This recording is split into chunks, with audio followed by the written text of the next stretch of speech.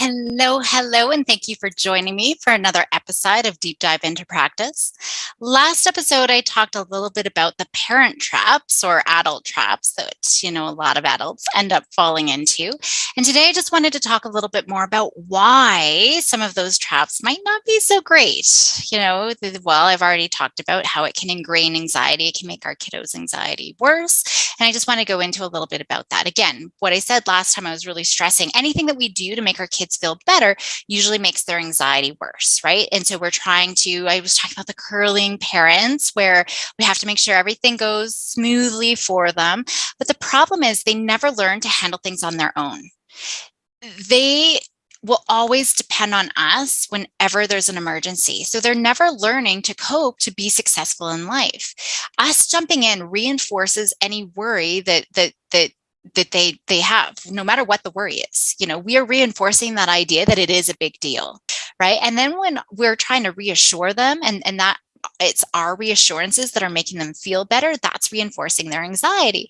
And worst of all, when we do any of these things like checking their homework, picking them up from sleepovers, talking to principals, talking to another parent, stepping in, helping them with anything, let them, if they're chain breaks off their bike, let them try to figure it out. Say that you're there for assistance, but let them give it a go for it, right? Because anytime that we do anything where we're jumping in, we're reinforcing that message that they can't handle it. But guess what? That's what anxiety is. That's what anxiety already wants them to believe. They already feel like they can't handle it because that's what anxiety tells them to. So therefore, they're becoming dependent on adults around them to problem solve for them. And so we end up creating this dependency. And when we create dependency, we're robbing kids of critical developmental opportunities to be able to tolerate discomfort, to be able to learn how to manage worries and how to handle any stressful situation or challenges that come up for them. That's really critical for anxiety management. So if someone's already jumping in there all the time, that's actually harming kids because we're changing their brain development. We're literally changing how their brain develops because kids aren't making those problem solving connections and their learning is limited. What ends up happening is that we're just ingraining that anxiety because those connections aren't being made. And, we're actually making our kids even more vulnerable because they have no opportunities to experience that they can cope. And that's what we draw from. It's great that we've got all this wisdom to be able to give it to our children and to the clients that we work with. But the problem is they're not learning for themselves. You had to learn your own journey. You had to learn through your mistakes. So did they. As much as we love, and especially parents want, our children to avoid the mistakes that we made, that's what made us resilient in the first place. Right? They need to have those opportunities as well. We can't tell them to them. They have to experience them. So they need to learn that they can cope with manageable amounts of stress. Because when they know that I've had these experiences, oh yeah, this is just like when I did this, or oh yeah, that this conversation is just like when I talked to coach last time, right? Now their confidence, their determination, their resilience are all going to grow. But as soon as we create dependency, all of those things are stunted. So we need to be really careful. So we got to start looking out for those really small things. I talked about a few last time, remember? Okay, kiddo, one more hug before you go, one more kiss goodnight, one more bedtime book, right? And those routines start getting longer and longer. So we got to start thinking, what are we doing as adults for kids that they can do for themselves? Where are we accommodating for anxiety? Where are we stepping in and problem solving or doing things for kids that they need to do for themselves? I actually just watched an episode of Modern Family not too long ago with my daughter. And one of in the episode, they had to do, the egg drop experiment where they had to make something that would make sure that the egg doesn't break. And it ended up, the kids ended up getting their parents to do it for them because the parents ended up getting competitive and they wanted to help their kids, but the kids didn't learn because the parents kind of took over. And that's what ends up happening. We want to make sure that they do really good on their science experiment or that they hand in a great paper. And so we do a lot of work for them, but they're not learning anything. That's not going to help them at all, right? So we want to make sure, where are we helping our kids too much, where they really should be doing their own. So we need to build that awareness about patterns that we're doing, that parents might be doing, that teachers might be doing, anything, around a child, an anxious kiddo. What are some of the adult pieces that are getting in the way that we are creating to worsen anxiety. And then we can, start moving to what's actually going to be helpful. And I just want to say, there is a lot of resilience when it comes around. I want to start talking about resilience a little bit, because I think that it's really important when we think about anxiety. Oftentimes it's parents' heartstrings that get in the way.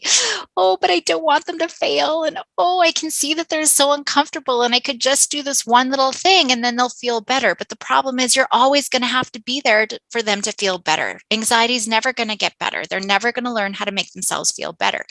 But I think it's really helpful to talk about resilience to parents, because that's something, all of us want. We can all benefit from building our resilience, and something for sure we want our children and teens to develop. But when we look at the definition of resilience, it's this ability to adapt well to adversity, to stress, to any trauma in our life, any significant sources of stress and trauma. So when we look at that definition, we know we need to have stress and stress and adversity to build our resilience. We need to have those scary sort of situations where we're not sure what's going to happen. So the whole point of talking about their need to experience stress and to be uncomfortable on purpose, that's a really good thing, right? And I'm going to be talking about this sort of pursuit of happiness and the myth of stress and all of those things in a future episode. But I think it's really important for us to remember that these opportunities are really helpful for our kiddos to build that resilience. And so that's a good way to sort of frame it. So when we look at resilience, we need to have stress. We need to have worries. We need to have uncertainty. So if we are always reassuring them or giving them certainty, they're never going to develop their own competence. But children also need to have their own internal resources, and their internal resources are their own competencies. So if we're always jumping in, we're never letting them develop those internal resources. And I think that that's really important too. So that's why we need to look out for those dependent traps. If we're doing things for our kiddos that they could be doing for themselves, we're completely robbing them of those internal competencies. And so we're reinforcing that story that they can't handle it. We're essentially crippling them. And I do see, over long term, they're not tolerating that stress. They're not tolerating that discomfort. They're not learning how to manage their worries. And so that stress and anxiety becomes so ingrained because those problem-solving connections aren't being made, but we're making them more vulnerable in the future. And so we see these kids who go through life without really any adversity. Parents have helped them all the way, but when they get to adulthood and they're really on their own, they're the ones who crash the hardest and furthest. And I think that that's really important because, if they don't have any stress and they never learn how to cope, and their brain isn't developing because we're always shielding our kiddos, when they get older, they really have no idea how to cope. And so I see this as teens, when they don't have any coping strategies, they turn to external resources like substances. And so we see a lot of more drinking, a lot more pot use, for example. So I think that that's really important. So when we're looking at this, our kiddos really need to learn about the experience of stress and anxiety. So it's not about the what, and that's another reason why we don't want to get into the what they're anxious about. We need to look at how they manage that anxiety in the first place and how they experience that anxiety in the first place. That's more important. So what I'm really saying is, they're going to develop an anxiety disorder when they never have a chance to learn that they can cope with those worries and cope with the stress in their lives in the first place. That's when they're going to develop an anxiety disorder. So, like I said, we've seen this huge shift in parenting from the 80s. There was a Netflix show, I think it was The Park, it was called, but the 80s, and I'm an 80s kid.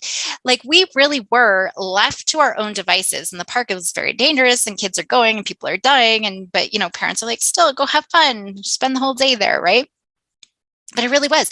And I think researchers have said, back when I was a kid, the radius from leaving home was like 2 to 3 kilometers away. It's more than a mile away from home, but now it's like less than a block, a street block. So we've really come from this sort of 80s parenting where it's like, come back when the street lights are on, to needing to know where our kids are every second. And, that's a problem, because if they're never slipping up and there's always someone over them, I mean, just having someone over them is going to make them anxious anyways, but that's going to be a huge problem for them because they're never having those experiences that they need to draw from. And so we really need to think about, what are we doing for our kids at the end of the day? I really don't have much more to say other than that. We are impairing their brain development because they're never learning to figure things out for their selves. And that's really a problem. So we need to look at, um, little things. I will ask parents things like, and kiddos, not just parents, but, it depending on who's with me. If parents are there, I'll say, when you go to Starbucks with your kiddo, who orders the drink? Right? Or I'll ask kiddos, can you put your hand up in class? What would it be like if you had to go ask your teacher a question? Or if you had to present in front of class? Or if, hey, mom drops you in front of 7-Eleven and you go in by yourself to get a snack. You're the one who wants the snack, but you go in by yourself. She'll be parked around the corner and you just come back out. So I'm always asking for these little tidbits, and it's amazing. And the parents are like, oh my goodness, I didn't even think of that. Just the other day, I was working with a teenager. She's flying to Toronto to look for universities over there. And, she's in grade 12, she's graduating. And so I gave them a challenge of let her be responsible to hold those tickets, know when we got to get in, when to check in, which security gate we need to go to, which gate do we need to board the plane on. When you're over in Toronto, figure out, what restaurant are we going to go to? How are we going to get there? These are important life skills that so many parents sort of take on. And kids over time, they start to hear these stories, and even stories like, going back to, I've talked about how we need to look at our own worries and stress. I mean, even just our own self-criticism. If I'm doing too much, which is often the case, I'm trying to do 50 million things at once, I inevitably burn dinner almost always. And then I'll say, oh, I'm so stupid. What message is that telling my girls? Mom made a mistake and she called herself stupid. So therefore, she must expect everything to be perfect. So even just in the words that we speak can be very influential. And so we need to be able to look at those things, but also making sure in the actions that we do, that we are telling our kids we are confident in their abilities. Another great, really subtle example is, let's say you're icing a cake. It's somebody's birthday, you're icing a cake. We as parents want it to have it perfect oftentimes. We'll let our kids, okay, kiddo, but then we'll go back and we'll try to fix it. What's that telling our kids? That they weren't able to. And it's these little seeds of anxiety that we start to set in, and maybe of perfectionism. I mean, in these cases, certainly perfectionism, because they didn't do it perfectly, mom's fixing it. So giving them big jobs can be really helpful. If you celebrate Christmas, allowing them to help you decorate, or just let them decorate the Christmas tree. No, like, oh, I'm just going to fix it. I'm just going to move this here, right? Just letting them do, and showing that you've got the confidence in them to be able to do that. That's going to be really important. But for right now, it's really understanding. And I think to get parent buy-in, it's understanding that we're actually impairing their brain development when we're jumping in. And I think that helps loosen some of the heartstrings when we're like, oh, I just want to help them. It's so easy and they'll feel better, right? But it's always failure tomorrow is always going to cost more than failure today. And so if we're always helping them when they're adults, it's just going to be so much harder. So I'll leave it there for today. Thank you for joining me, and I look forward to seeing you next time.